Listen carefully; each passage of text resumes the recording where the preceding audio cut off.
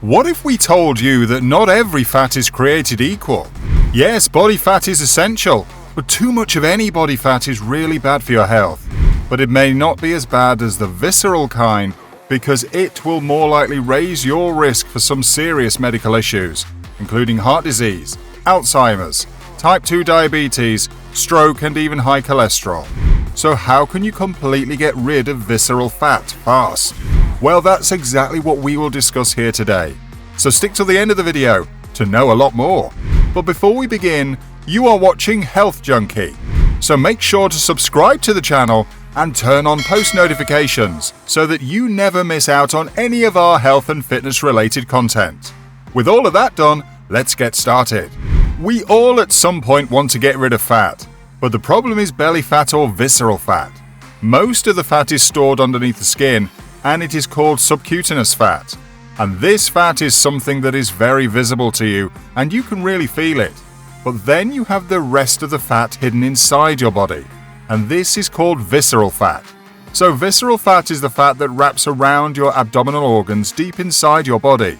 You may not be able to feel it or see it, and surprisingly for some people, might have a flat tummy, but still will have visceral fat. Only an expensive scan can measure how much belly fat is hiding within you. Researchers suggest that visceral fat inflames your body tissues and organs and even narrows your blood vessels. This will lead to high blood pressure and cause other problems. Visceral fat also makes up about 1/10 of all the fat that is stored in your body. Visceral fat is the reason why your belly sticks out or gives a person the shape of an apple. It also produces chemicals and hormones that can be very toxic to the body.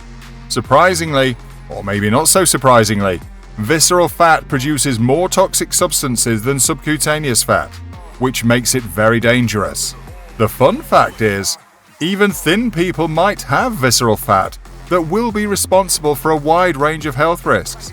Visceral fat is actually more common in men than in women. But what causes visceral fat? Well, the fat gets stored when you consume so many calories and also when you have little to no physical activity. Some people tend to store fat around their abdominal area rather than their hips because of their genes. So how can you tell that you have visceral fat? Well, the best way to know whether you have visceral fat is by measuring your waist. The waist circumference is a very good indicator of how much fat is there deep inside around your organs. For women, the risk of chronic diseases increases if the waist circumference is more than 80 centimeters or more, and for men, it would be 90 centimeters or more. However, keep in mind that none of these figures apply to children or pregnant women for obvious reasons. If you think your waist is a little too large, well, now's the right time for you to consult your doctor. You can also find whether you've got visceral fat by measuring your body mass index, or you might commonly know it as BMI. You could use a BMI calculator to determine if your weight and waist size are in a healthy range. The reason why excess visceral fat can be a lot more harmful than you think could be because of its location, that is too near the portal vein, which carries blood from the intestinal area to the liver. Substances released by visceral fat include free fatty acids that then enter the portal vein and travel to the liver. This can influence the production of blood lipids. Visceral fat is directly linked with higher total cholesterol and LDL, which is the bad cholesterol, and lower HDL, which is the good cholesterol, and is also directly linked with insulin resistance. Now, insulin resistance simply means that your body muscle and liver don't respond adequately to normal levels of insulin, which happens to be the pancreatic hormone that carries glucose into body cells. Glucose levels in the blood will rise, increasing the risk of diabetes. Now let's answer the big question. How can you get rid of visceral fat? Visceral fat responds better to diet and exercise than fat on hips, so you're in luck. To remove visceral fat, sure, you won't be able to change your genetics, hormones, or your age, but the good news is that you can do a few things to completely get rid of visceral fat. So let's talk about them. Exercise.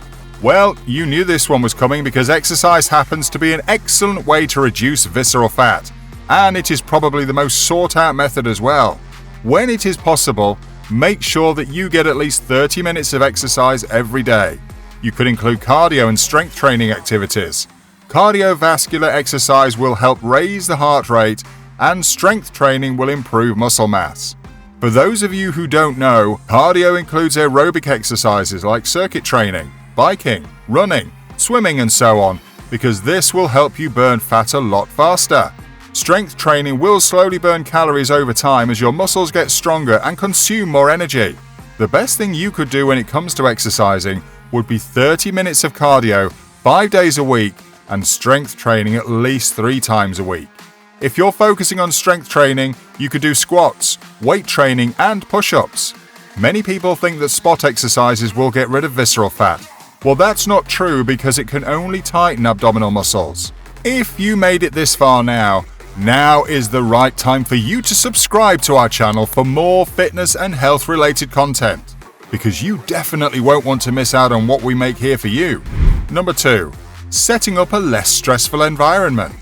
This one can be out of control for a lot of people, but the truth is, stress can play a huge role in storing excess visceral fat.